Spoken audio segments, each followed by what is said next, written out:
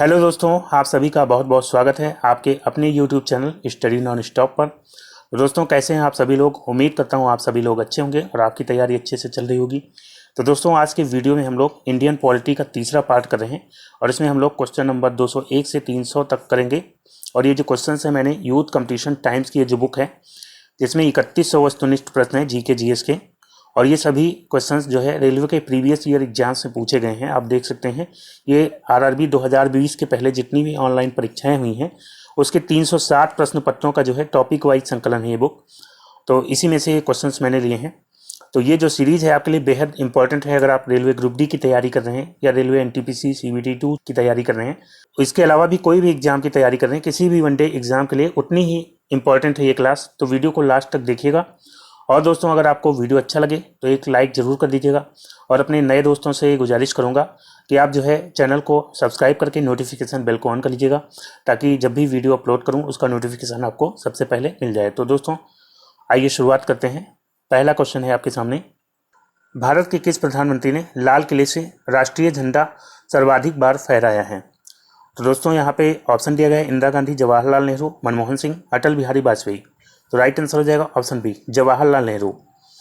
जवाहरलाल नेहरू जो कि भारत के प्रथम प्रधानमंत्री थे और इन्होंने जो है प्रधानमंत्री के रूप में सबसे लंबे समय तक इन्होंने प्रधानमंत्री के रूप में अपना पदभार संभाला है। और इनका कार्यकाल की बात करते हैं तो 15 अगस्त 1947 से लेकर के ये जो है 27 मई 1964 तक इन्होंने प्रधानमंत्री के रूप में सेवा प्रदान की है।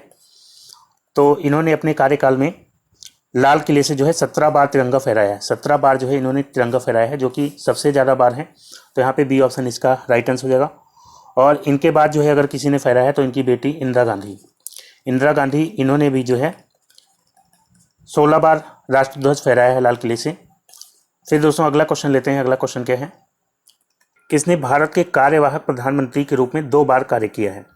तो दोस्तों, भारत के कार्यवाहक प्रधानमंत्री के रूप में 2 बार कार्य किया है गुलजारी लाल नंदा ने। तो यहाँ पे डी ऑप्शन इसका राइट आंसर होगा, गुलजारी लाल नंदा। इन्होंने जो है पहली बार 27 मई 1964 से लेकर के 9 जून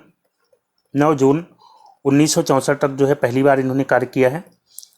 और दूसरी बार जो है इन्होंने कार्य किया है 11 जनवरी 1966 से लेकर के 24 जनवरी 1966 तक। तो ये जो है 2 बार कार्यवाहक प्रधानमंत्री के रूप में इन्होंने कार्य किया है। तो यहाँ पे इसलिए डी ऑप्शन राइट आंसर हो जाएगा, गुलजारी लाल नंदा। नेक्स्ट क्वेश्चन लेते हैं दोस्तों। अगला क्या है, भारत में कार्यकारी प्रमुख किसे माना जाता है। तो दोस्तों, भारत में कार्यकारी प्रमुख माना जाता है प्रधानमंत्री को। ऑप्शन ए इसका राइट आंसर होगा, प्रधानमंत्री। राष्ट्रपति जो है ये संवैधानिक प्रमुख होता है। भारत का संवैधानिक प्रमुख किसे माना जाता है, तो संवैधानिक प्रमुख माना जाता है किसको, राष्ट्रपति को। और प्रधानमंत्री कार्यकारी प्रमुख होता है। और ये जो है बहुमत दल का नेता होता है जिसको राष्ट्रपति प्रधानमंत्री बनाता है और राष्ट्रपति प्रधानमंत्री की सलाह से अन्य मंत्रियों की भी नियुक्ति करता है। दोस्तों, अगला क्वेश्चन लेते हैं। अगला क्वेश्चन क्या है, निम्नलिखित प्रधानमंत्रियों में से कौन भारत की आज़ादी के बाद पैदा हुआ। ऑप्शन है मनमोहन सिंह, आई के गुजराल, राजीव गांधी, नरेंद्र मोदी। तो यहाँ पे राइट आंसर क्या हो जाएगा, ऑप्शन डी, नरेंद्र मोदी जो है ये आज़ादी के बाद पैदा हुए हैं। इनका पूरा नाम क्या है, तो नरेंद्र दामोदर दास मोदी। स्वतंत्र भारत के ये जो है 15वें, पहली बार जो है ये 15वें प्रधानमंत्री के रूप में ये शपथ लेते हैं 2014 में जो है ये प्रधानमंत्री बनते हैं पहली बार। और उसके बाद जो है 2019 के लोकसभा इलेक्शन के बाद ये फिर से प्रधानमंत्री बनते हैं। और ये जो है इससे पहले गुजरात के मुख्यमंत्री के रूप में भी कार्यभार संभाल चुके हैं। तो यहाँ पे डी ऑप्शन इसका राइट आंसर है, नरेंद्र मोदी। नेक्स्ट क्वेश्चन लेते हैं। अगला क्वेश्चन क्या है, भारत की पहली महिला मुख्यमंत्री कौन है। तो अगर भारत की पहली मुख्यमंत्री महिला की बात करते हैं, ऑप्शन है नंदनी सतपथी, जे जयललिता, सुचेता कृपलानी, जानकी रामचंद्रन। तो यहाँ पे राइट आंसर क्या हो जाएगा, यहाँ पे राइट आंसर हो जाएगा ऑप्शन सी, सुचेता कृपलानी। सुचेता कृपलानी जो कि ये उत्तर प्रदेश की मुख्यमंत्री बनी थी पहली बार और ये भारत की प्रथम महिला मुख्यमंत्री बनी थी। और अगर प्रथम राज्यपाल पूछा जाए, भारत की प्रथम महिला राज्यपाल, तो प्रथम राज्यपाल जो है महिला में कौन हो जाती हैं, सरोजनी नायडू। ये भी जो है उत्तर प्रदेश की पहली महिला राज्यपाल बनी थी, जिनको भारत कोकिला के नाम से भी जाना जाता है। तो ये प्रथम राज्यपाल हो जाती हैं। और सुचेता कृपलानी पहली महिला मुख्यमंत्री हो जाती हैं। फिर दोस्तों अगला क्वेश्चन लेते हैं। अगला क्वेश्चन क्या है, राज्य के गवर्नर की नियुक्ति किसके द्वारा की जाती है? तो दोस्तों गवर्नर यानी कि राज्यपाल की नियुक्ति जो है किसके द्वारा की जाती है? तो अनुच्छेद 155 अनुच्छेद में कहा गया है कि राज्यपाल की नियुक्ति जो है राष्ट्रपति करेगा।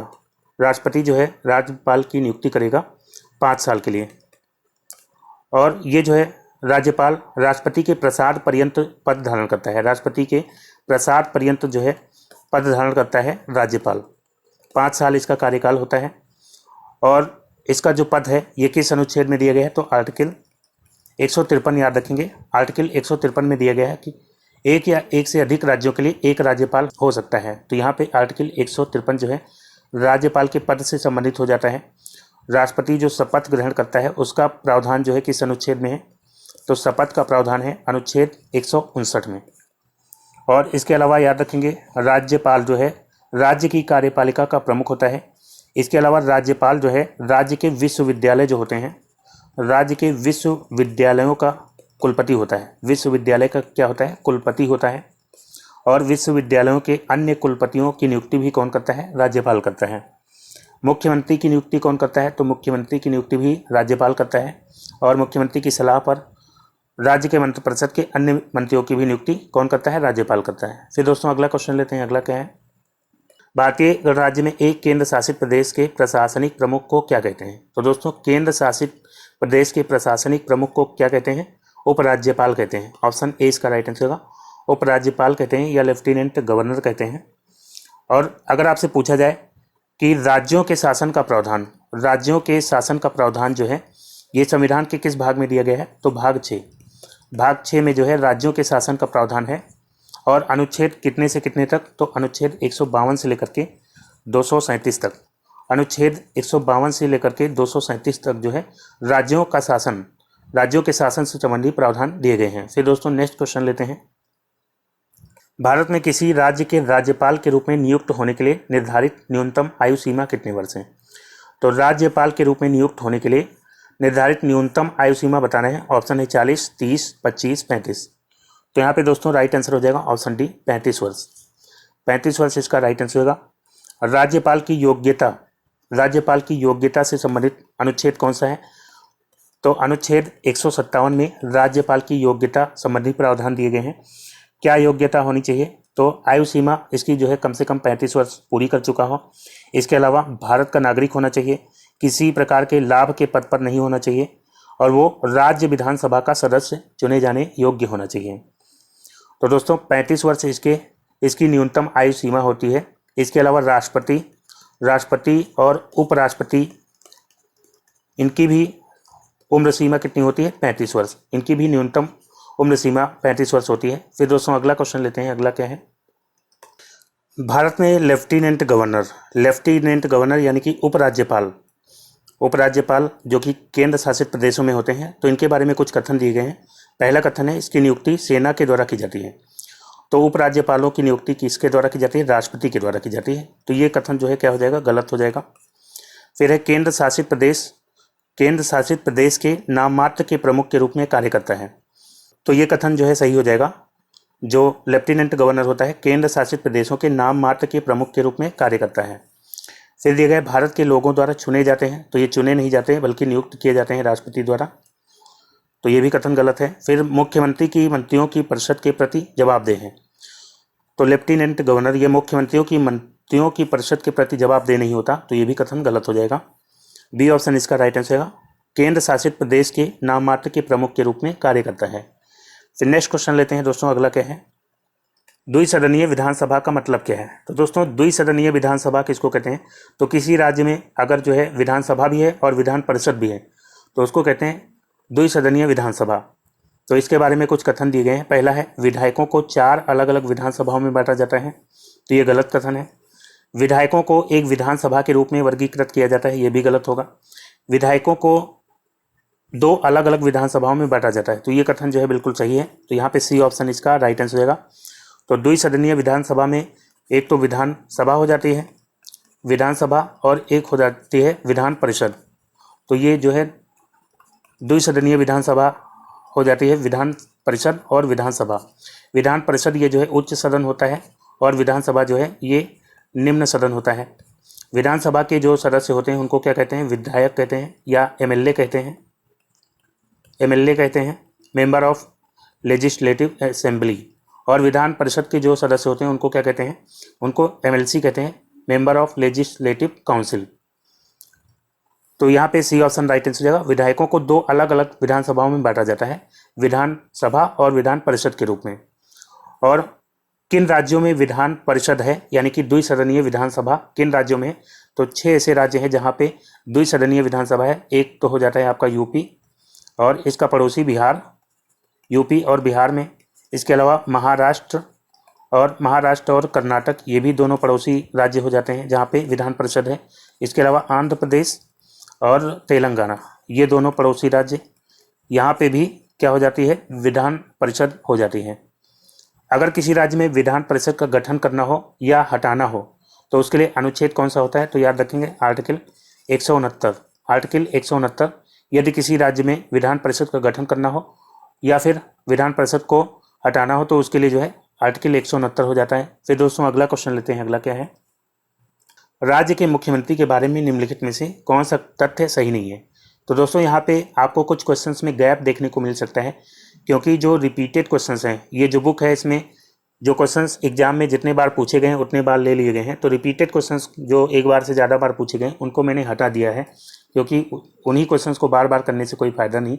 तो इक्का दुक्का ऐसे क्वेश्चंस होंगे जो रिपीटेड थे तो उनको मैंने हटाया है यहाँ पे।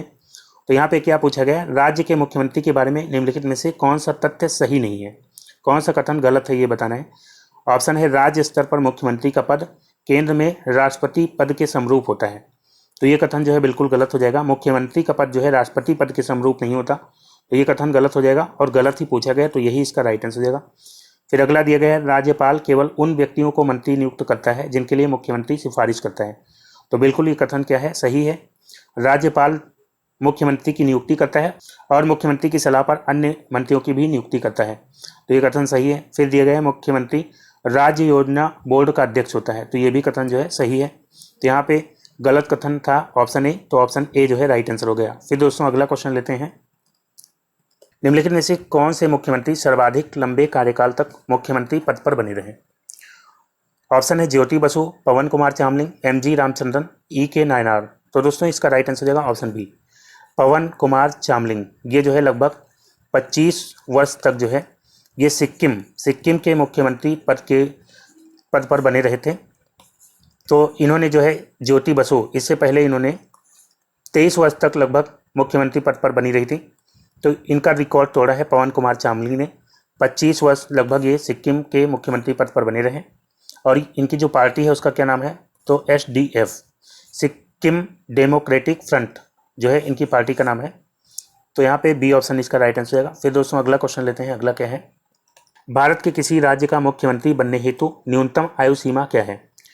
तो दोस्तों मुख्यमंत्री बनने के लिए न्यूनतम आयु सीमा होती है 25 वर्ष। ऑप्शन ए इसका राइट आंसर होगा 25 वर्ष।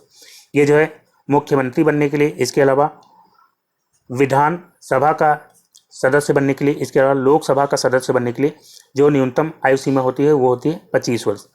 30 वर्ष जो है ये राज्यसभा और इसके अलावा विधान परिषद और राज्यसभा का सदस्य बनने के लिए 30 वर्ष आयु सीमा होती है। और 35 वर्ष आयु सीमा होती है राष्ट्रपति बनने के लिए, राष्ट्रपति और इसके अलावा उपराष्ट्रपति और इसके अलावा राज्यपाल बनने के लिए जो है 35 वर्ष आयु सीमा होती है। फिर दोस्तों अगला क्वेश्चन लेते हैं। अगला है, अगर राष्ट्रपति और उपराष्ट्रपति के पद रिक्त हो जाते हैं तो भारत के राष्ट्रपति के रूप में कौन कार्य करेगा। तो दोस्तों अगर राष्ट्रपति का पद रिक्त हो जाए तो उपराष्ट्रपति जो है राष्ट्रपति के रूप में कार्य करेगा। अगर राष्ट्रपति और उपराष्ट्रपति दोनों का पद रिक्त हो जाए तो जो है मुख्य न्यायाधीश, जो भारत का मुख्य न्यायाधीश होता है, चीफ जस्टिस ऑफ इंडिया, वो जो है राष्ट्रपति के रूप में कार्य करता है। और मान लीजिए राष्ट्रपति भी ना हो, उपराष्ट्रपति भी ना हो, भारत का मुख्य न्यायाधीश भी ना हो, तब जो है राष्ट्रपति के रूप में कौन कार्य करेगा, तो उच्चतम न्यायालय का जो वरिष्ठतम न्यायाधीश होता है वो जो है राष्ट्रपति के रूप में कार्य करेगा। फिर दोस्तों अगला क्वेश्चन लेते हैं। अगला क्या है, देश के निम्नलिखित में से किस उच्च न्यायालय का क्षेत्राधिकार सबसे बड़ा है। तो दोस्तों ऑप्शन दिया गया है, गुवाहाटी उच्च न्यायालय, बम्बई उच्च न्यायालय, कलकत्ता उच्च न्यायालय और इलाहाबाद उच्च न्यायालय। तो यहाँ पे राइट आंसर क्या हो जाएगा? ऑप्शन ए यहाँ पे राइट आंसर हो जाएगा, गुवाहाटी उच्च न्यायालय। अगर पूछा जाए देश का सबसे बड़ा उच्च न्यायालय, तब तो जो है इलाहाबाद उच्च न्यायालय हो जाएगा, क्योंकि यहाँ पे जजों की संख्या कितनी है? 160 जजों की संख्या सबसे अधिकतम है। लेकिन अगर क्षेत्राधिकार के मामले में पूछा जाए सबसे बड़ा उच्च न्यायालय, तो जो है गुवाहाटी उच्च न्यायालय होगा, क्योंकि यहाँ पे जो है इसके क्षेत्राधिकार में नागालैंड भी आता है, नागालैंड और इसके अलावा जो है असम आता है, असम और मिजोरम और इसके अलावा जो है अरुणाचल प्रदेश। तो ये राज्य जो है इसके अधिकार क्षेत्र में आते हैं। तो अधिकार क्षेत्र के मामले में जो है ये सबसे बड़ा न्यायालय हो जाता है गुवाहाटी उच्च न्यायालय। इसकी स्थापना हुई थी 1948 में और इसकी जो है खंडपीठ कोहिमा में है, आइजोल में है और ईटानगर में है। 3 जगह जो है इसकी खंडपीठ हैं। तो दोस्तों अगला क्वेश्चन लेते हैं। अगला क्या है? भारतीय संविधान के भाग 5 में अनुच्छेद डैश सर्वोच्च न्यायालय के गठन, स्वतंत्रता, शक्तियों और अधिकार क्षेत्र और प्रक्रियाओं का वर्णन करता है। तो दोस्तों यहाँ पे इसका राइट आंसर हो जाएगा ऑप्शन ए। अनुच्छेद 124 से लेकर के 147 में संविधान के भाग 5 में जो है, संविधान के भाग 5 में अनुच्छेद 124 से 147 तक में सर्वोच्च न्यायालय के गठन, इसके अलावा इसकी स्वतंत्र शक्तियाँ, अधिकार क्षेत्र और प्रक्रियाओं का वर्णन किया गया है अनुच्छेद 124 से 147 के बीच में। तो यहाँ पे ऑप्शन ए इसका राइट आंसर हो जाएगा। अनुच्छेद 124 में दिया गया है कि भारत का एक उच्चतम न्यायालय होगा। और अभी जो है उच्चतम न्यायालय में कितने न्यायाधीश हैं? सुप्रीम कोर्ट में जो है कितने न्यायाधीश हैं? तो इस समय जो है 1 + 33, एक जो है मुख्य न्यायाधीश है और 33 जो है अन्य न्यायाधीश हैं। तो टोटल जो है 34 जो है न्यायाधीश हो जाते हैं मुख्य न्यायाधीश को मिला करके। फिर दोस्तों अगला क्वेश्चन लेते हैं। अगला क्या है?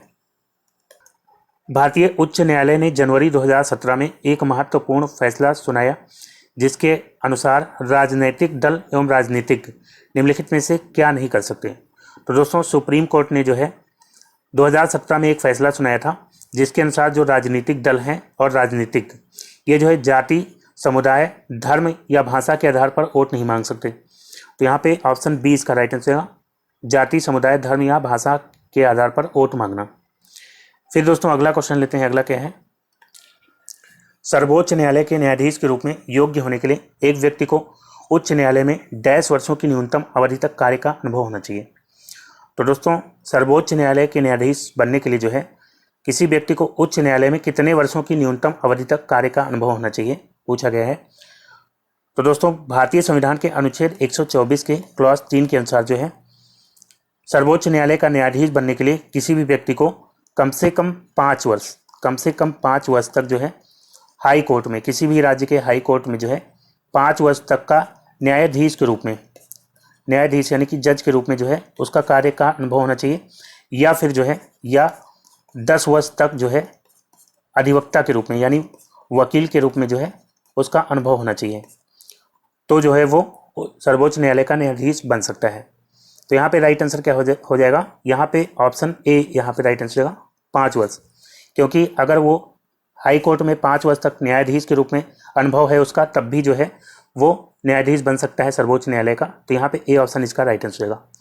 फिर दोस्तों अगला क्वेश्चन लेते हैं। अगला क्वेश्चन क्या है? वर्तमान में भारत के मुख्य न्यायाधीश कौन है? तो दोस्तों इस समय जो है भारत के मुख्य न्यायाधीश यानी कि चीफ जस्टिस ऑफ इंडिया कौन है? ऑप्शन है रंजन गोगोई, NV रमन्ना, दीपक मिश्रा, राजीव शिंदे। तो बी ऑप्शन इसका राइट आंसर होगा NV रमन्ना। ये जो है इस समय भारत के मुख्य न्यायाधीश हैं। और ये जो है कौन से नंबर के मुख्य न्यायाधीश हैं? तो 48वें मुख्य न्यायाधीश हैं NV रमन्ना। फिर दोस्तों अगला क्वेश्चन लेते हैं। कौन अस्थायी अवधि के लिए सर्वोच्च न्यायालय के तदर्थ प्रमुख के रूप में नियुक्त किया जा सकता है?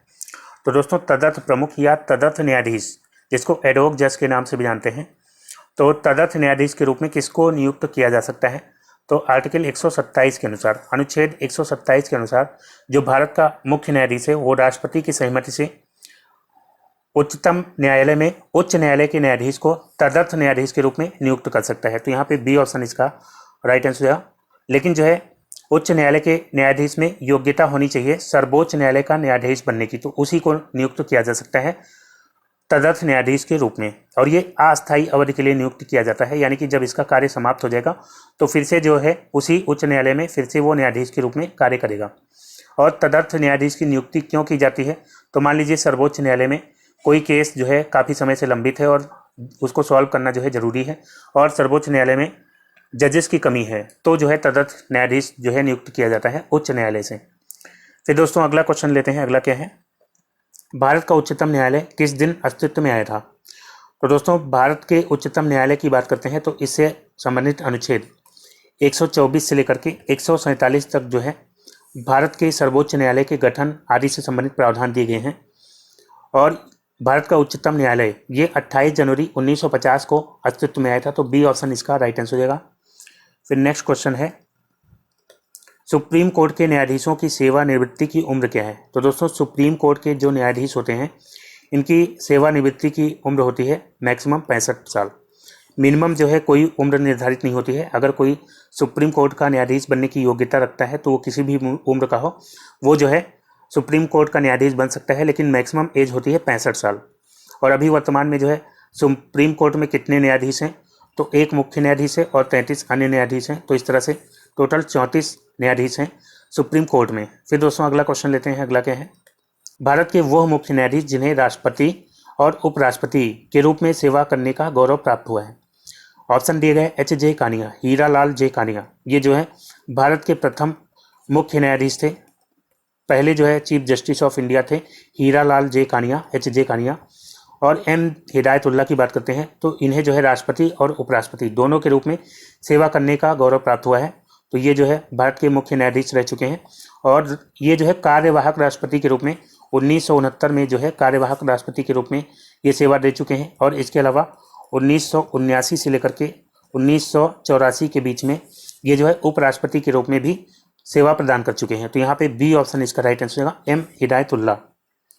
फिर दोस्तों अगला क्वेश्चन लेते हैं। अगला क्या है, उच्चतम न्यायालय की पहली मुस्लिम महिला न्यायमूर्ति कौन थी? तो दोस्तों सुप्रीम कोर्ट की पहली मुस्लिम महिला जज जो है थी फातिमा बीबी। ऑप्शन ए इसका राइट आंसर होगा। ये जो है सुप्रीम कोर्ट में जो है पहली महिला जज भी थी और पहली मुस्लिम महिला जज भी थी। तो यहाँ पे ए ऑप्शन राइट आंसर होगा। अगर पूछा जाए कि सुप्रीम कोर्ट में मुख्य न्यायाधीश महिला के रूप में जो है कोई बना है, तो अभी तक जो है सुप्रीम कोर्ट में कोई भी महिला मुख्य न्यायाधीश नहीं बनी है। हाई कोर्ट में पूछा जाए कि हाई कोर्ट की चीफ जस्टिस पहली बार कौन बना महिलाओं में, तो पहली महिला मुख्य न्यायाधीश हाई कोर्ट में बनी थी अन्ना चांडी। अन्ना चांडी जो कि केरल हाई कोर्ट में जो है महिला मुख्य न्यायाधीश बनी थी। और अगर पूछा जाए हाई कोर्ट की पहली जज कौन बनी थी महिला में, तो हाई कोर्ट की पहली महिला जज बनी थी लीला सेठ। पहली महिला जज बन जाती हैं लीला सेठ। और ये कौन से हाई कोर्ट में बनी थी, तो हिमाचल प्रदेश हाई कोर्ट में जो है पहली महिला जज बनी थी लीला सेठ। फिर दोस्तों अगला क्वेश्चन लेते हैं। अगला क्या है, भारत में सबसे पुराना उच्च न्यायालय कौन सा है? तो दोस्तों भारत का जो सबसे पुराना उच्च न्यायालय है वो है कलकत्ता उच्च न्यायालय। तो यहाँ पे डी ऑप्शन इसका राइट आंसर होगा, कलकत्ता उच्च न्यायालय। इसकी स्थापना जो है कब हुई थी? 2 जुलाई 1862 को जो है इसकी स्थापना हुई थी। हाई कोर्ट एक्ट 1861 के अनुसार जो है हाई कोर्ट एक्ट 1861 के तहत इसकी स्थापना हुई थी 1862 में। तो यहाँ पे डी ऑप्शन इसका राइट आंसर हो जाएगा। और सबसे नया जो है कौन सा है, तो सबसे नया हो जाएगा 25वां जो हाई कोर्ट बना था भारत का, वो है आंध्र प्रदेश में Amravati high court. Amravati high court जो है जो कि आंध्र प्रदेश में है। तो ये जो है सबसे लेटेस्ट 25वां हाई कोर्ट हो जाता है भारत का। फिर दोस्तों अगला क्वेश्चन लेते हैं। अगला क्या है, नीचे एक कथन और एक कारण दिया गया है। कथन क्या दिया गया है, भारत में न्यायपालिका कार्यपालिका से स्वतंत्र है। ये कथन सही है या गलत है? तो बिल्कुल जो है ये कथन क्या हो जाएगा, सही हो जाएगा। भारत में न्यायपालिका जो है कार्यपालिका से स्वतंत्र है। और फिर दिया गया है कारण, न्यायपालिका सरकार का समर्थन करती है और उसकी योजनाओं के कार्यान्वयन में मदद करती है। तो ये कथन क्या हो जाएगा, गलत। न्यायपालिका सरकार का समर्थन नहीं करती है। जो भारत का अनुच्छेद है 50, आर्टिकल 50, ये जो है न्यायपालिका को कार्यपालिका से अलग करता है। तो न्यायपालिका सरकार का समर्थन नहीं करती है, बल्कि न्यायपालिका कार्यपालिका से स्वतंत्र होती है। तो यहाँ पे जो है क्या राइट आंसर हो जाएगा, ऑप्शन ए इसका राइट आंसर होगा। ए सही है, यानी कि कथन सही है, और आर जो है गलत है। ए ऑप्शन इसका राइट आंसर हो जाएगा। फिर दोस्तों अगला क्वेश्चन लेते हैं। भारतीय संविधान के अनुसार उच्च न्यायालय के न्यायाधीशों का स्थानांतरण करने का अधिकार किसे है? तो दोस्तों भारतीय संविधान के अनुसार उच्च न्यायालय के न्यायाधीशों का स्थानांतरण करने का अधिकार केवल है भारत के मुख्य न्यायाधीश को। तो यहाँ पे ए ऑप्शन इसका राइट आंसर है। भारत का मुख्य न्यायाधीश ये जो है उच्च न्यायालय के न्यायाधीशों का स्थानांतरण यानी कि ट्रांसफर कर सकता है। फिर दोस्तों अगला क्वेश्चन लेते हैं। अगला क्या है, संसद और राज्य विधानसभा की विधायी अतिरेक की जांच किसके जरिए की जाती है। तो दोस्तों संसद और विधानसभा जो कानून बनाते हैं उनकी विधायी अतिरेक की जांच किसके द्वारा की जाती है।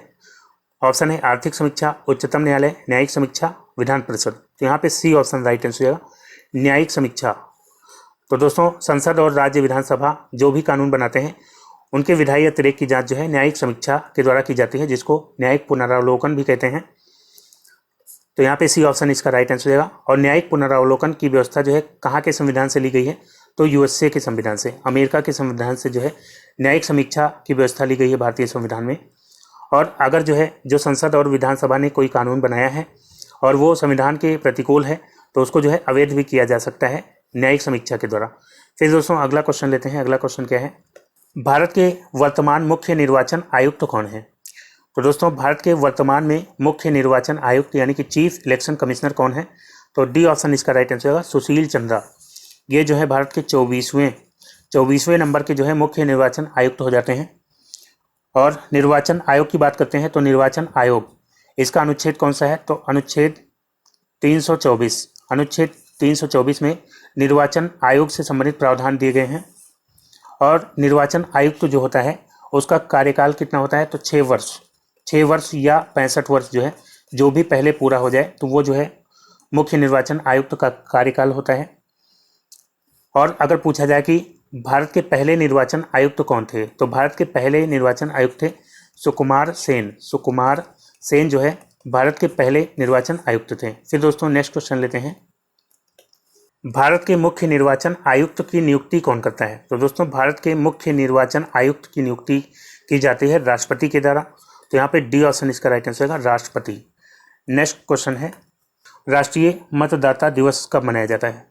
तो दोस्तों राष्ट्रीय मतदाता दिवस ये मनाया जाता है 25 जनवरी को, क्योंकि जो निर्वाचन आयोग है भारत का उसकी स्थापना कब हुई थी, तो निर्वाचन आयोग की स्थापना हुई थी 25 जनवरी 1950 को। इसीलिए जो है 25 जनवरी को राष्ट्रीय मतदाता दिवस मनाया जाता है। और ये कब से मनाया जाता है, तो 2011 से इसकी शुरुआत हुई है। 2011 से जो है राष्ट्रीय मतदाता दिवस हर साल 25 जनवरी को मनाया जाता है। नेक्स्ट क्वेश्चन है, 1982 में इलेक्ट्रॉनिक वोटिंग मशीनें किस विधानसभा चुनाव में पहली बार प्रयोग में लाई गई थी। तो दोस्तों 1982 में जो है पहली बार इलेक्ट्रॉनिक वोटिंग मशीनें यानी कि जो ईवीएम मशीनें होती हैं ये पहली बार 1982 में प्रयोग की गई थी। और कहाँ पे, तो दोस्तों इसका राइट आंसर देगा, पहली बार जो है केरल में इसका प्रयोग हुआ था। केरल में जो है पहली बार 1982 में इसका प्रयोग हुआ था। और 2004 के बाद जितने भी लोकसभा चुनाव होते हैं, विधानसभा चुनाव होते हैं, तो उसमें जो है ईवीएम का प्रयोग किया जाता है। फिर दोस्तों अगला क्वेश्चन लेते हैं, किसका निर्वाचन एक निर्वाचक मंडल द्वारा किया जाता है जो संसद के दोनों सदनों राज्यसभा और लोकसभा के सदस्यों से मिलकर बनता है। तो दोस्तों लोकसभा और राज्यसभा के दोनों सदनों से मिलकर के निर्वाचक मंडल बनता है उपराष्ट्रपति का। ऑप्शन ए इसका राइट आंसर हो जाएगा। उपराष्ट्रपति का चुनाव जो है लोकसभा और राज्यसभा दोनों सदनों के सभी सदस्य करते हैं। और इसके बजाय जो है राष्ट्रपति जो होता है, राष्ट्रपति का चुनाव कौन कौन करते हैं, तो राष्ट्रपति के निर्वाचन मंडल में लोकसभा और राज्यसभा और इसके अलावा विधानसभा, लोकसभा, राज्यसभा और विधानसभाओं के निर्वाचित सदस्य होते हैं। सभी सदस्य नहीं होते हैं, केवल निर्वाचित सदस्य होते हैं। जबकि उपराष्ट्रपति में जो है संसद के दोनों सदनों लोकसभा और राज्यसभा के सभी सदस्य होते हैं। इसमें निर्वाचित भी होते हैं, मनोनीत भी होते हैं। फिर दोस्तों अगला क्वेश्चन लेते हैं। अगला क्वेश्चन क्या है, भारत का पहला मुख्य चुनाव आयुक्त कौन था। तो दोस्तों भारत के पहले मुख्य चुनाव आयुक्त थे सुकुमार सेन। यहाँ पे बी ऑप्शन इसका राइट आंसर। सुकुमार सेन जो है भारत के पहले चुनाव आयुक्त थे। पहले जो है मुख्य चुनाव आयुक्त नहीं कहा जाता था, चुनाव आयुक्त ही कहा जाता था। तो सुकुमार सेन जो है पहले चुनाव आयुक्त थे। और दोस्तों अगर बात करते हैं निर्वाचन की, तो निर्वाचन संबंधी प्रावधान जो है किस अनुच्छेद में दिए गए हैं, तो संविधान के भाग 15 में जो है संविधान के भाग 15 में अनुच्छेद 324 से लेकर के 329 तक जो है निर्वाचन संबंधी प्रावधान दिए गए हैं। फिर दोस्तों नेक्स्ट क्वेश्चन लेते हैं, आज़ादी के बाद भारत में पहले आम चुनाव कब हुए थे। तो दोस्तों आज़ादी के बाद जो है पहले लोकसभा चुनाव हुए थे अक्टूबर 1951 से फरवरी 1952 के बीच में। तो अक्टूबर 1951 से फरवरी 1952 के बीच में जो है पहले लोकसभा चुनाव संपन्न हुए थे। तो यहाँ पे राइट आंसर क्या हो जाएगा, 1952 यहाँ पे राइट आंसर हो जाएगा, ऑप्शन सी। और पहली लोकसभा में जो है कितने सदस्य थे, तो 489 जो है 489 सीटें थी पहली लोकसभा में। फिर दोस्तों अगला क्वेश्चन लेते हैं। अगला क्या है, भारतीय निर्वाचन आयोग निम्नलिखित में से किसकी चुनाव प्रक्रिया के प्रशासन के लिए जिम्मेदार नहीं होता है। तो दोस्तों भारतीय निर्वाचन आयोग का जो है अनुच्छेद कौन सा है, 324 में जो है निर्वाचन आयोग संबंधी प्रावधान दिए गए हैं। तो ये जो है निर्वाचन आयोग लोकसभा के चुनाव कराता है, विधानसभा के चुनाव कराता है। इसके अलावा राष्ट्रपति और उपराष्ट्रपति के चुनाव भी निर्वाचन आयोग द्वारा कराए जाते हैं। पंचायत चुनाव ये जो है निर्वाचन आयोग नहीं कराता है। केंद्रीय निर्वाचन आयोग जो है पंचायत चुनाव नहीं कराता है, बल्कि राज्य निर्वाचन आयोग जो है पंचायत चुनाव कराता है। तो यहाँ पे डी ऑप्शन इसका राइट आंसर होगा, पंचायत चुनाव जो है निर्वाचन आयोग के द्वारा नहीं कराए जाते हैं। फिर दोस्तों अगला क्वेश्चन लेते हैं। अगला क्वेश्चन क्या है, भारतीय प्रजातांत्रिक प्रणाली के अंतर्गत निम्नलिखित में से कौन सा कथन मताधिकार के संबंध में गलत है। पहला कथन है 18 वर्ष से ऊपर की आयु का कोई भी नागरिक मत दे सकता है। तो ये कथन सही हो जाएगा। मानसिक रूप से विक्षिप्त व्यक्ति को वोट देने का अधिकार है, तो ये कथन गलत हो जाएगा। तो यही इसका राइट आंसर होगा, क्योंकि पूछा गया है कौन सा कथन गलत है। तो दोस्तों भारतीय संविधान के अनुच्छेद 325 और 326 के अनुसार कोई भी वयस्क व्यक्ति जो 18 वर्ष से ऊपर का है, जिसका वोटर लिस्ट में नाम है, वो वोट दे सकता है, लेकिन वो पागल नहीं होना चाहिए, पागल या अपराधी नहीं होना चाहिए, तो वो जो है वोट दे सकता है। तो यहाँ पे मानसिक रूप से विक्षिप्त व्यक्ति जो है वोट नहीं दे पाएगा। तो बी ऑप्शन इसका राइट आंसर होगा। फिर दोस्तों अगला क्वेश्चन लेते हैं, भारत के मुख्य निर्वाचन आयुक्त को उनके पद से कौन हटा सकता है। तो दोस्तों जो भारत का चीफ इलेक्शन कमिश्नर यानी कि मुख्य निर्वाचन आयुक्त होता है, इसकी नियुक्ति कौन करता है, तो राष्ट्रपति जो है इसकी नियुक्ति करता है। कार्यकाल इसका 6 वर्ष या 65 वर्ष जो भी पहले पूरा हो जाएगा वो उसका कार्यकाल होगा। और इसको हटाने की जो प्रक्रिया होती है वो उच्चतम न्यायालय के न्यायाधीश को जैसे हटाया जाता है उसी तरह से इसको भी हटाने की प्रक्रिया होती है। तो इसको हटाने की प्रक्रिया क्या होती है, तो संसद से जो है 2/3 बहुमत से दोनों सदनों से पास कराना होता है। तो यहाँ पे ऑप्शन ए इसका राइट आंसर हो जाएगा। संसद के दोनों सदन जो है 2/3 बहुमत से बिल पास करके इसको हटा सकते हैं। फिर दोस्तों अगला क्वेश्चन लेते हैं, योजना आयोग की स्थापना कब की गई थी। तो दोस्तों योजना आयोग की बात करते हैं। इसकी स्थापना जो है 15 मार्च 1950 को इसकी स्थापना हुई थी। ये जो है एक गैर संवैधानिक संस्था थी और इसका गठन जो है नियोगी समिति की अनुशंसा पर जो है इसका गठन किया गया था। और ये जो है एक सलाहकारी संस्था थी। इसके पहले अध्यक्ष कौन थे, तो पहले अध्यक्ष जो है पंडित जवाहरलाल नेहरू जो है इसके पहले अध्यक्ष थे। और पहले उपाध्यक्ष अगर पूछा जाए उपाध्यक्ष कौन थे, तो पहले उपाध्यक्ष थे गुलजारी लाल नंदा जो है इसके पहले उपाध्यक्ष थे। और दोस्तों इसकी जगह अब जो है नीति आयोग की स्थापना कर दी गई है। नीति आयोग की स्थापना अब इसकी जगह कर दी गई है। कब की गई है, तो नीति आयोग की स्थापना जो है 1 जनवरी 2015 को इसके स्थान पर नीति आयोग की स्थापना कर दी गई है।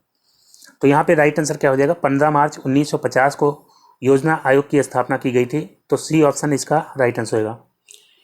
फिर दोस्तों अगला क्वेश्चन लेते हैं। अगला क्वेश्चन क्या है, नीति आयोग के पदेन अध्यक्ष के रूप में कौन कार्य करता है। तो दोस्तों नीति आयोग इसका फुल फॉर्म क्या होता है, तो national institute for transforming India, ये जो है इसका फुल फॉर्म हो जाता है। इसकी स्थापना 1 जनवरी 2015 को योजना आयोग के स्थान पर इसकी स्थापना हुई थी। और प्रधानमंत्री जो है इसका पदेन अध्यक्ष होता है। ऑप्शन बी इसका राइट आंसर है, प्रधानमंत्री इसका पदेन अध्यक्ष होता है। तो अभी जो है कौन है इसका अध्यक्ष, तो नरेंद्र मोदी जो है इसके अध्यक्ष हो जाते हैं। और उपाध्यक्ष कौन है नीति आयोग का, तो राजीव कुमार जो है नीति आयोग के उपाध्यक्ष हो जाएंगे। और इसके CEO यानी मुख्य कार्यकारी अधिकारी कौन है, तो अमिताभ कांत जो है नीति आयोग के CEO हो जाते हैं, अमिताभ कांत। और ये जो है सरकार के थिंक टैंक के रूप में कार्य करता है नीति आयोग। तो यहाँ पे जो है पूछा क्या गया था पदेन अध्यक्ष, तो प्रधानमंत्री जो है इसका राइट आंसर होगा ऑप्शन बी। फिर दोस्तों अगला क्वेश्चन लेते हैं। अगला क्वेश्चन क्या है, नीति आयोग का मुख्यालय कहाँ पे है। तो नीति आयोग का मुख्यालय कहाँ पे हो जाएगा, नई दिल्ली, यहाँ पे राइट आंसर होगा। नेक्स्ट क्वेश्चन है, नीति आयोग किसके स्थान पर भारत सरकार द्वारा स्थापित किया गया था। तो नीति आयोग जो है योजना आयोग के स्थान पर स्थापित किया गया था, तो डी ऑप्शन राइट आंसर हो जाएगा। फिर नेक्स्ट क्वेश्चन है, वर्तमान में नीति आयोग के उपाध्यक्ष कौन है? तो दोस्तों नीति आयोग के उपाध्यक्ष कौन है? राजीव कुमार जो है उपाध्यक्ष हैं। अध्यक्ष जो है प्रधानमंत्री होता है, जो कि नरेंद्र मोदी हो जाएंगे। उपाध्यक्ष राजीव कुमार और सीईओ अमिताभ कांत। फिर दोस्तों नेक्स्ट क्वेश्चन है, भारत के किस केंद्र शासित प्रदेश में पंचायती राज व्यवस्था नहीं है? ऑप्शन है दादरा और नगर हवेली, चंडीगढ़, दिल्ली और दमन और दीव। तो यहाँ पे सी ऑप्शन राइट आंसर होगा। दिल्ली में जो है केंद्र शासित प्रदेश दिल्ली में पंचायती राज व्यवस्था नहीं है। पंचायती राज व्यवस्था की बात करते हैं तो ये जो है सबसे पहले 2 अक्टूबर 1959 में पंडित जवाहरलाल नेहरू के द्वारा जो है ये लागू किया गया था। 2 अक्टूबर 1959 में सबसे पहले कहाँ लागू हुआ था? तो राजस्थान के नागौर में जो है राजस्थान में ये सबसे पहले पंचायती राज व्यवस्था लागू की गई थी। नागौर और बगदरी गांव याद रखिएगा, राजस्थान के नागौर में बगदरी गांव पड़ता है, तो वहाँ पे जो है ये व्यवस्था लागू की गई थी। और ये जो है इसका अनुच्छेद कौन सा है? तो अनुच्छेद 40 में जो है इसका प्रावधान है पंचायती राज व्यवस्था का। और इसके अलावा अनुच्छेद 243 से लेकर के 243 ओ में जो है पंचायती राज व्यवस्था संबंधी प्रावधान दिए गए हैं। तो यहाँ पे फिलहाल राइट आंसर क्या हो जाएगा? दिल्ली में जो है पंचायती राज व्यवस्था नहीं है। फिर दोस्तों अगला क्वेश्चन लेते हैं। अगला क्वेश्चन क्या है, किसने सिफारिश की कि निर्णय लेने की शक्ति को विकेंद्रीकृत किया जाना चाहिए और निर्वाचित स्थानीय निकायों की स्थापना की जानी चाहिए? तो निर्वाचित स्थानीय निकायों यानी कि पंचायती राज व्यवस्था की यहाँ पे बात की जा रही है। पंचायती राज व्यवस्था से संबंधित यहाँ पे कौन सी समिति हो जाएगी? तो डी ऑप्शन इसका राइट आंसर होगा, बलवंत राय मेहता समिति, जो कि पंचायती राज व्यवस्था को और मजबूत करने के लिए इसका गठन किया गया था। 1956 में इसका गठन किया गया था। 1957 में इसने अपनी रिपोर्ट प्रस्तुत की थी और इसने त्रिस्तरीय पंचायती राज व्यवस्था की सिफारिश की थी। त्रिस्तरीय पंचायती राज व्यवस्था की इसने सिफारिश की थी, जिसमें कौन कौन से 3 स्तर थे? तो एक तो ग्राम पंचायत और दूसरा जो है खंड पंचायत और तीसरा हो जाएगा जिला पंचायत। तो 3 स्तरीय जो है पंचायती राज व्यवस्था की सिफारिश की गई थी बलवंत राय मेहता समिति के द्वारा। फिर दोस्तों अगला क्वेश्चन लेते हैं, डैश भारत में पंचायती राज संस्थान स्थापित करने वाला पहला राज्य है? तो दोस्तों भारत के प्रधानमंत्री पंडित जवाहरलाल नेहरू ने जो है पंचायती राज व्यवस्था की शुरुआत जो है सबसे पहले कहाँ से की थी? तो राजस्थान के नागौर जिले में बगदरी गांव से शुरू करी थी। कब की थी? तो 2 अक्टूबर 1959 से जो है पहली बार शुरुआत हुई थी भारत में पंचायती राज व्यवस्था की। तो यहाँ पे बी ऑप्शन इसका राइट आंसर हो जाएगा। और दोस्तों पश्चिम बंगाल जो है पहला ऐसा राज्य है जहाँ पे 4 स्तरीय पंचायती राज व्यवस्था की गई है। 4 स्तरीय कौन कौन से हैं? तो यहाँ पे एक तो ग्राम पंचायत होती है, ग्राम पंचायत, और इसके अलावा जो है अंचल पंचायत, और इसके अलावा जो है आंचलिक परिषद हो जाता है, और इसके अलावा जो है चौथा हो जाएगा जिला परिषद। फिर दोस्तों अगला क्वेश्चन लेते हैं, डैश विधानसभा ने पंचायती राज संशोधन बिल 2018 पारित किया ताकि 3 सतहों की पंचायती राज प्रणाली की अंचल समिति को रद्द कर राज्य में 2 सतह की प्रणाली की स्थापना की जा सके? तो दोस्तों यहाँ पे जो है इसका राइट आंसर हो जाएगा ऑप्शन बी, अरुणाचल प्रदेश। ये जो है इसने पंचायती राज संशोधन बिल 2018 पारित किया था ताकि यहाँ पे जो 3 स्तरीय पंचायती राज व्यवस्था है उसकी जगह पे 2 स्तरीय प्रणाली की स्थापना की जा सके। तो यहाँ पे बी ऑप्शन अरुणाचल प्रदेश इसका राइट आंसर हो जाएगा। फिर दोस्तों अगला क्वेश्चन लेते हैं, निम्नलिखित में से कौन सा भारत का पहला नगर पालिका निगम था? तो दोस्तों भारत का पहला नगर पालिका निगम था मद्रास नगर निगम। इसकी स्थापना हुई थी 29 सितंबर 1688 को जो है इसकी स्थापना हुई थी। ये जो है पहला नगर निगम था भारत का। और इसके बाद जो है 1876 में कलकत्ता नगर निगम की स्थापना हुई थी। और फिर जो है 1958 में दिल्ली नगर निगम की स्थापना हुई थी। तो यहाँ पे डी ऑप्शन राइट आंसर हो जाएगा, मद्रास नगर निगम की स्थापना कब हुई थी? 1688 में।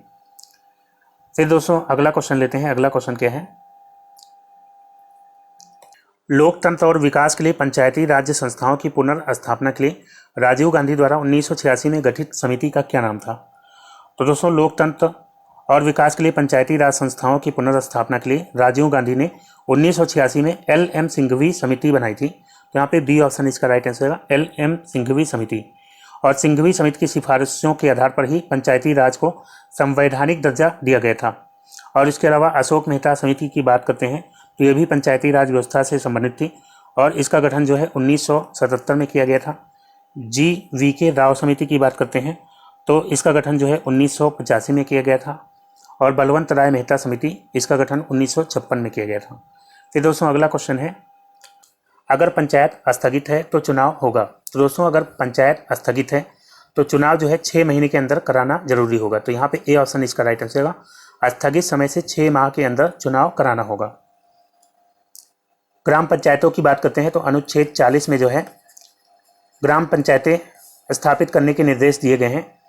और इसके अलावा भाग 9 में, संविधान के भाग 9 में अनुच्छेद 243 से लेकर के 243 को तक जो है ग्राम पंचायतों के गठन संबंधी प्रावधान दिए गए हैं। फिर दोस्तों अगला क्वेश्चन लेते हैं, भारत में आपातकाल की घोषणा करने का अधिकार किसके पास है। तो दोस्तों भारत में जो है आपातकाल की घोषणा करने का अधिकार किसके पास है, राष्ट्रपति के पास।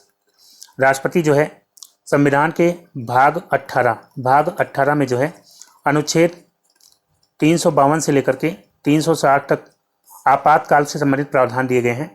तो इसके अंतर्गत जो है राष्ट्रपति मंत्रिपरिषद की सलाह से आपातकाल घोषित कर सकता है और 3 तरह के आपातकाल घोषित किया जा सकते हैं। 352 जो कि राष्ट्रीय आपात होता है, राष्ट्रीय आपातकाल के लिए अनुच्छेद है 352। और फिर जो है 356 जो कि राष्ट्रपति शासन से संबंधित है, राष्ट्रपति शासन से संबंधित हो जाता है 356। और 360 जो है वित्तीय आपात से संबंधित हो जाता है। तो यहाँ पे सी ऑप्शन इसका राइट आंसर होगा, राष्ट्रपति। नेक्स्ट क्वेश्चन लेते हैं दोस्तों, अगला क्या है, जब इंदिरा गांधी देश की प्रधानमंत्री थी उस दौरान भारत में आंतरिक आपातकाल की घोषणा कब की गई थी। तो दोस्तों इंदिरा गांधी जब प्रधानमंत्री थी तो इन्होंने आंतरिक अशांति के आधार पर आपातकाल की घोषणा की थी। और कब की थी, तो इन्होंने 25 जून 1975 को जो है आंतरिक अशांति के आधार पर आपातकाल की घोषणा की थी। तो यहाँ पे बी ऑप्शन इसका राइट आंसर हो जाएगा। भारत में जो है राष्ट्रीय आपातकाल कितने बार लगा है, तो 3 बार लगा है। एक बार जो है 1962 में लगा है, 1962 में जब चीन भारत युद्ध हो रहा था। और एक बार जो है दूसरी बार लगा है, कब, दूसरी बार जो है 3 दिसंबर 1971 को लगा है जब भारत पाकिस्तान युद्ध हो रहा था। और तीसरी बार 25 जून 1975 में लगा। और ये जो है आंतरिक अशांति के आधार पर लगा था। तो यहाँ पे जो है बी ऑप्शन इसका राइट आंसर है 1975। और इस समय जो है भारत के राष्ट्रपति कौन थे, तो फ़खरुद्दीन अली अहमद जो है भारत के राष्ट्रपति थे जब तीसरी बार आपातकाल लगा था। फिर दोस्तों अगला क्वेश्चन लेते हैं, किस अनुच्छेद के अनुसार वैध कारणों के आधार पर राज्यों में राष्ट्रपति शासन लागू किया जा सकता है। तो दोस्तों राज्यों में राष्ट्रपति शासन के लिए जो है मैंने आपको अनुच्छेद बताया था 356। अनुच्छेद 356 के आधार पर राज्यों में राष्ट्रपति शासन लागू किया जा सकता है। और राष्ट्रपति शासन सबसे ज़्यादा बार किस राज्य में लगा है, तो यूपी में जो है सबसे अधिक बार लगा है 10 बार। और सबसे ज़्यादा समय के लिए जो है पंजाब में लगा है। फिर दोस्तों नेक्स्ट क्वेश्चन है, भारत में राष्ट्रीय आपातकाल किसके शासनकाल में लगाया गया था। तो दोस्तों भारत में राष्ट्रीय आपातकाल किसके शासनकाल में लगा था, इंदिरा गांधी के शासनकाल में लगा था।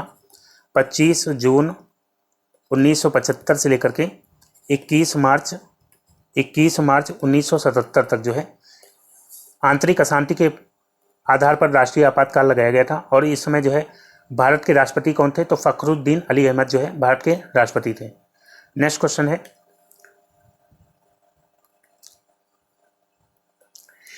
भारतीय संविधान के किस अनुच्छेद में वित्तीय आपातकाल से संबंधित प्रावधान वर्णित हैं। तो दोस्तों वित्तीय आपातकाल से संबंधित प्रावधान दिए गए हैं अनुच्छेद 360 में।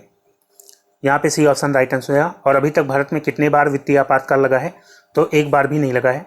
फिर दोस्तों नेक्स्ट क्वेश्चन है, आपातकालीन या आपदाओं के मामले में भारत सरकार द्वारा निम्नलिखित में से कौन सी निधि का उपयोग किया जा सकता है। तो दोस्तों आपातकालीन या आपदाओं के मामले में जो है भारत सरकार द्वारा आकस्मिक निधि का प्रयोग किया जा सकता है। तो ए ऑप्शन इसका राइट आंसर है आकस्मिक निधि।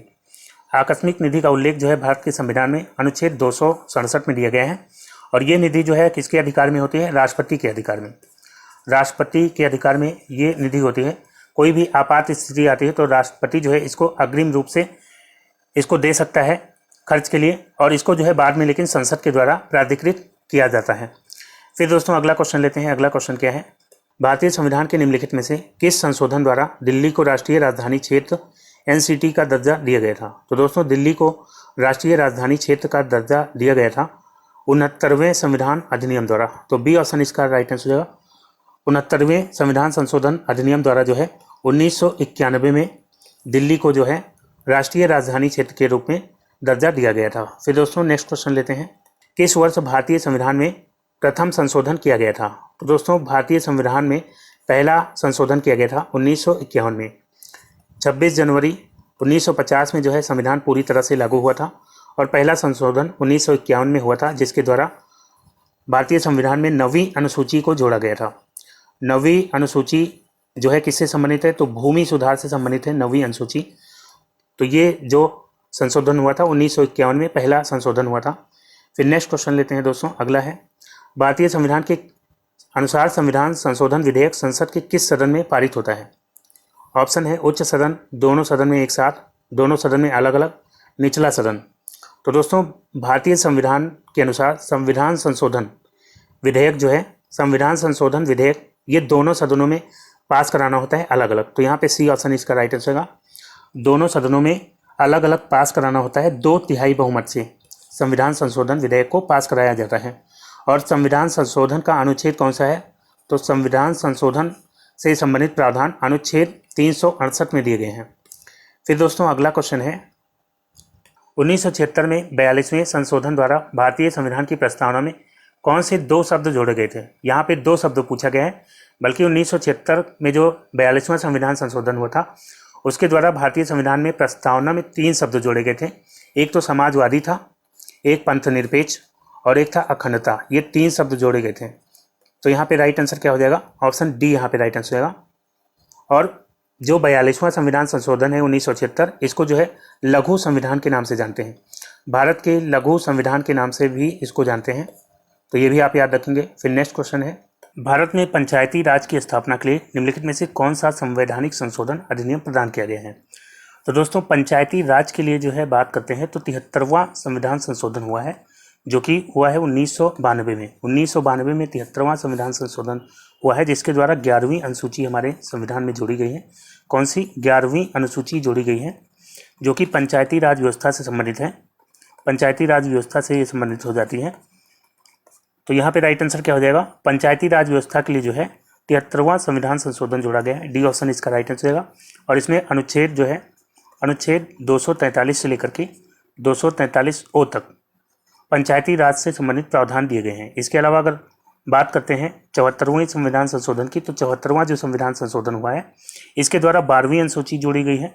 संविधान में 12वीं अनुसूची जोड़ी गई है और इसमें जो है नगर पालिका से संबंधित, नगर पंचायत से संबंधित जो है प्रावधान इसके अंतर्गत दिए गए हैं 12वीं अनुसूची के अंदर 74वें संविधान संशोधन के द्वारा। फिर दोस्तों अगला क्वेश्चन लेते हैं। अगला क्वेश्चन क्या है, भारतीय संविधान की प्रस्तावना में किस संशोधन के अनुसार संशोधन किया गया था? तो प्रस्तावना में जो है किस संविधान संशोधन के द्वारा संशोधन किया गया था? तो 42वां संविधान संशोधन, जो कि 1976 में हुआ था। और इसके द्वारा प्रस्तावना में 3 शब्द जोड़े गए थे, समाजवादी और पंथ निरपेक्ष और अखंडता। ये 3 शब्द जोड़े गए थे। और 42वें संविधान संशोधन को लघु संविधान के नाम से भी जाना जाता है। लघु संविधान के नाम से भी जाना जाता है 42वें संविधान संशोधन को। तो यहाँ पे बी ऑप्शन इसका राइट आंसर होगा। 1976 में हुआ था 42वां संविधान संशोधन। फिर दोस्तों अगला क्वेश्चन लेते हैं। अगला क्वेश्चन क्या है, 92वें संशोधन अधिनियम के माध्यम से भारतीय संविधान की 8वीं अनुसूची में निम्नलिखित भाषाओं में से किसे शामिल नहीं किया गया है? तो दोस्तों 8वीं अनुसूची की बात करते हैं तो 8वीं अनुसूची जो कि भाषा से संबंधित है, और इसमें जो है मूल संविधान में कितनी भाषाएं थी? 14 भाषाएं। और अभी कितनी हैं? तो अभी जो है वर्तमान में 22 भाषाएं हैं। वर्तमान में 22 भाषाएं हो जाती हैं। और 14 के बाद जो है 21वां संविधान संशोधन हुआ था। 21वां संविधान संशोधन कब हुआ था? 1967 में। और इसके द्वारा कौन सी भाषा जोड़ी गई थी? तो सिंधी भाषा ऐड की गई थी हमारे संविधान में। तो इसको आप याद रखेंगे। फिर जो है इसके बाद 71वां संविधान संशोधन हुआ था, जिसके द्वारा 3 भाषाएं जोड़ी गई थी। 71वां संविधान संशोधन जो कि 1992 में हुआ था, तो यहाँ पे 3 भाषाएं जोड़ी गई थी। नमक आप याद रखेंगे, ना से हो जाएगा नेपाली, और मा से मणिपुरी और का से हो जाएगा कोंकणी। ये 3 भाषाएं जोड़ी गई थी 71वें संविधान संशोधन के द्वारा, फिर जो है 92वें संविधान संशोधन के द्वारा जो कि हुआ था 2003 में। तो इसके द्वारा जो है 4 भाषाएं जोड़ी गई थी, बोडो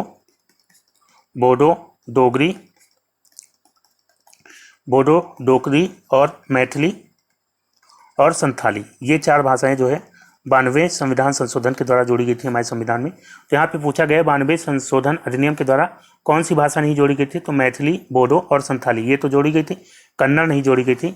ये पहले से जो है 14 भाषाओं में पहले से ये थी। तो यहाँ पे डी ऑप्शन इसका राइट आंसर रहेगा। फिर दोस्तों नेक्स्ट क्वेश्चन लेते हैं, अगला क्या है, कौन सा संविधान संशोधन लघु संविधान के रूप में जाना जाता है। तो दोस्तों पहले भी बात कर चुके हैं, लघु संविधान के रूप में जाना जाता है 42वां संविधान संशोधन। 42वां संविधान संशोधन जो कि 1976 में हुआ था। इसके द्वारा कई प्रावधान हमारे संविधान में जोड़े गए थे, जैसे कि मूल कर्तव्य इसके द्वारा जोड़ा गया था। मूल कर्तव्य अनुच्छेद 51A के तहत 10 मौलिक कर्तव्य जोड़े गए थे, हालांकि अब जो है 11 हैं। तो मूल कर्तव्य इसके द्वारा जोड़े गए थे। इसके अलावा प्रस्तावना में जो है चेंजेस किए गए थे। प्रस्तावना में जो है 3 शब्द जोड़े गए थे, समाजवादी, अखंडता और इसके अलावा पंथ निरपेक्ष। ये 3 शब्द ऐड किए गए थे हमारे संविधान में। और इसके अलावा जो है वन संपदा और शिक्षा और जनसंख्या नियंत्रण, इन सब विषयों को जो है, इन विषयों को समवर्ती सूची में किया गया था। पहले ये राज्य सूची के विषय हुआ करते थे, तो इनको जो है समवर्ती सूची में जो है ऐड किया गया था, समवर्ती सूची में। तो दोस्तों इसी वजह से इसमें कई प्रावधान हुए थे, इसी वजह से 42वें संविधान संशोधन को लघु संविधान के नाम से जाना जाता है। फिर दोस्तों नेक्स्ट क्वेश्चन लेते हैं, अगला क्या है, संविधान के 96वें संशोधन का उद्देश्य क्या था। तो दोस्तों संविधान का 96वां जो संशोधन हुआ था वो कब हुआ था, 2011 में हुआ था।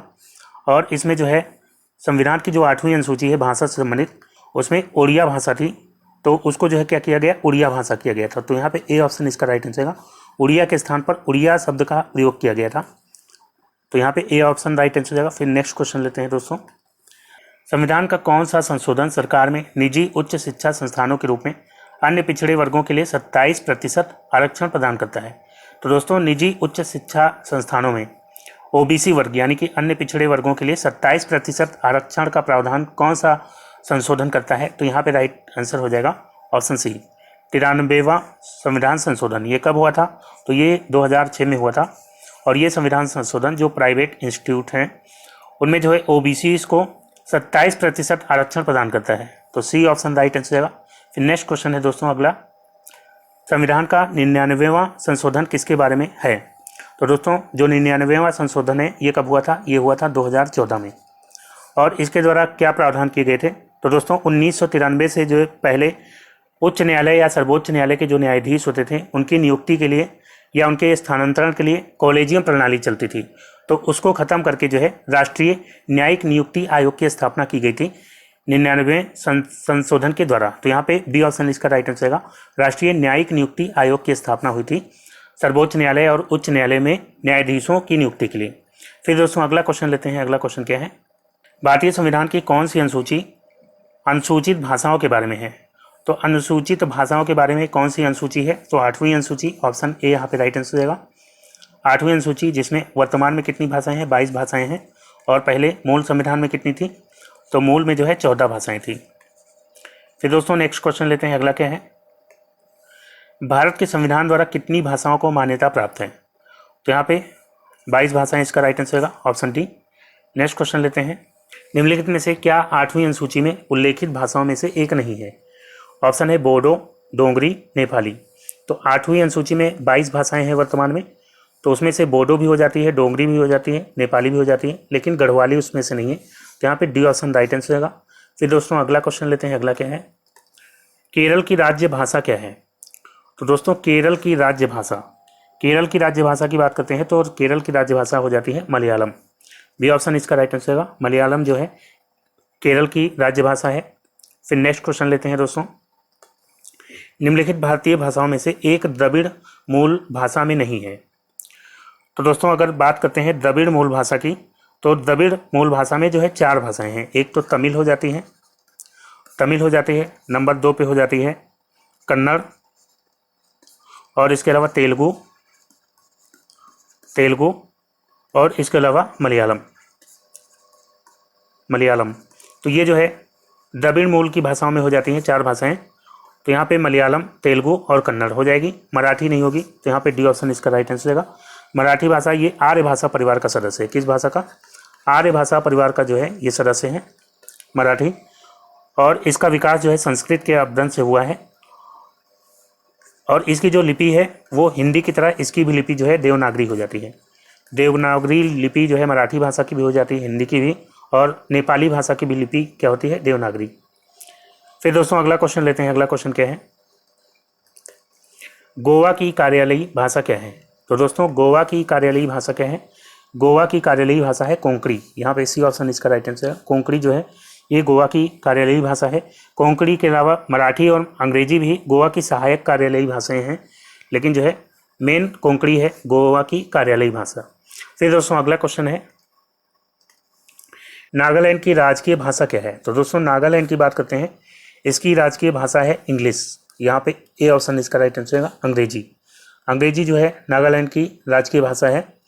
और नागालैंड की बात करते हैं तो नागालैंड इसकी स्थापना जो है 1 दिसंबर 1963 को हुई थी, भारत के 16वें राज्य के रूप में। भारत के 16वें राज्य के रूप में इसकी स्थापना हुई थी 1 दिसंबर 1963 को। और 1967 में जो है अंग्रेजी को इसकी राजकीय भाषा का दर्जा मिला था। फिर दोस्तों अगला क्वेश्चन लेते हैं। अगला क्वेश्चन क्या है? भारत के संविधान में कौन सा अनुच्छेद हिंदी को संघ की राज्य भाषा का दर्जा प्रदान करता है? तो दोस्तों यहाँ पे राजभाषा होगा। राज्य भाषा जो स्टेट्स हैं उनके लिए होती है राज्य भाषा। संघ की जो राजभाषा है उसको क्या कहते हैं? राजभाषा कहते हैं। तो यहाँ पे क्या राइट आंसर हो जाएगा? Option B. अनुच्छेद 343 जो है हिंदी को संघ की राजभाषा का दर्जा प्रदान करता है। फिर दोस्तों अगला क्वेश्चन लेते हैं। अगला क्वेश्चन क्या है? भारतीय संविधान के अनुसार अटॉर्नी जनरल का कार्यकाल कितने वर्षों का होता है?